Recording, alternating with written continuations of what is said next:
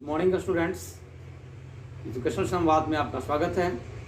दोस्तों, मैं हूं रंजित रंजन और आज का वही टॉपिक कोऑर्डिनेट ज्योमेट्री, जिसे हम नियामक या निर्देशांक ज्यामिति के नाम से भी जानते हैं। तो चलते हैं क्वेश्चन की ओर। क्वेश्चन कहता है कि जांच करें कि क्या बिंदु 5 - 2, 6, 4 और 7 - 2 एक समद्विबाहु त्रिभुज के शीर्ष हैं। सर, यदि आप इस वीडियो को देख रहे हैं तो इससे पहले वाली वीडियो को आपको जरूर देखना होगा, तभी यह चैप्टर समझ में आएगा, नहीं तो ऐसे समझ में आएगा नहीं भैया। ठीक है, तो समद्विबाहु त्रिभुज की बात कर रहे हैं। समद्विबाहु त्रिभुज किसे कहते हैं? आप जानते हैं कि वह त्रिभुज जिसकी दो भुजाएं आपस में बराबर हो, उसे ही हम समद्विबाहु त्रिभुज कहते हैं। तो सर, सबसे पहले हम एक समद्विबाहु त्रिभुज की रचना करते हैं।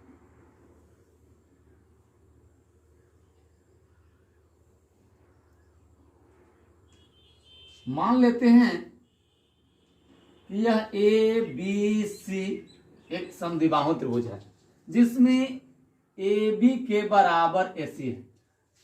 ठीक है, अब सर इसका तीनों शीर्ष दे रखा है कि जो शीर्ष है वह 5 - 2, बी है 6, 4, सी है 7 - 2।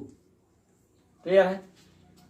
तो आपको देखने से तो सर लग रहा है कि त्रिभुज की जो तीनों शीर्ष है वह क्या है। सॉल्व करते हैं सर। ए आपका नियामक 5 - 2 है, बी आपका 6, 4 है, सी 7 - 2 है। तो सर यदि ए बी के बराबर यदि ए सी है तो वह समद्विबाहु होगा, और ए बी के बराबर यदि ए सी नहीं है तो समद्विबाहु नहीं होगा। तो सबसे पहले सर हम निकालते हैं कि ए बी का आखिर डिस्टेंस क्या है, ए बी की दूरी क्या है। तो ए बी का दूरी आप कैसे निकालेंगे सर? ए बी की दूरी क्या निकालेंगे? फॉर्मूला तो आप जानते हो, √x2 - x1 का whole square plus y2 - y1 का होल स्क्वायर। ये फॉर्मूला आप जान रहे हो और इस तरह का क्वेश्चन आपको निकालने के लिए बताया भी गया है। तो सर आप कहेंगे इसमें कि ए बी के लिए तो सर x2 का वैल्यू क्या होगा? तो 6 होगा, माइनस x1 का 5 होगा, ये बात तो समझ में आ ही रहा होगा। y2 का वैल्यू 4 होगा, y1 का वैल्यू -2 होगा, तो माइनस माइनस प्लस हो जाएगा। चलिए सर आगे कैलकुलेशन करते हैं।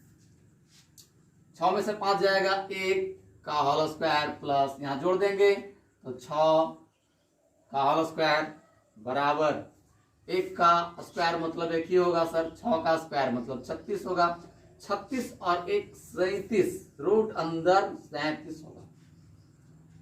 ये भी का हमारा डिस्टेंस निकला। लेकिन सर अब हम AC का डिस्टेंस निकाल रहे हैं, तो AC का डिस्टेंस उसी प्रकार से निकलेगा।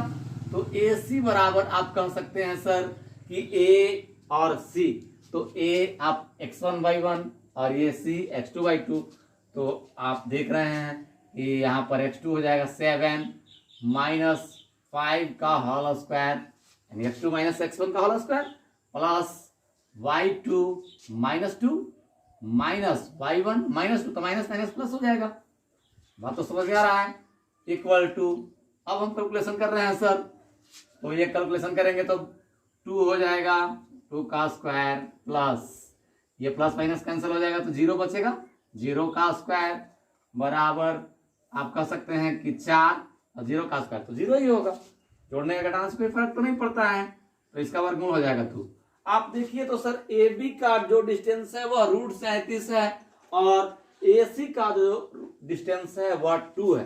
तो सर ए बी के बराबर तो हमारा ए सी नहीं है, तो हम कह सकते हैं चूंकि A B is not equal to A C, A B is not equal to A C, A B के बराबर ए सी नहीं है, इसलिए समद्विबाहु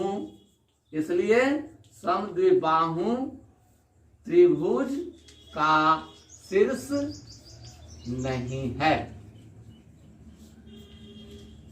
समझ में आ गया? उम्मीद करते हैं क्वेश्चन समझ में आ रहा होगा।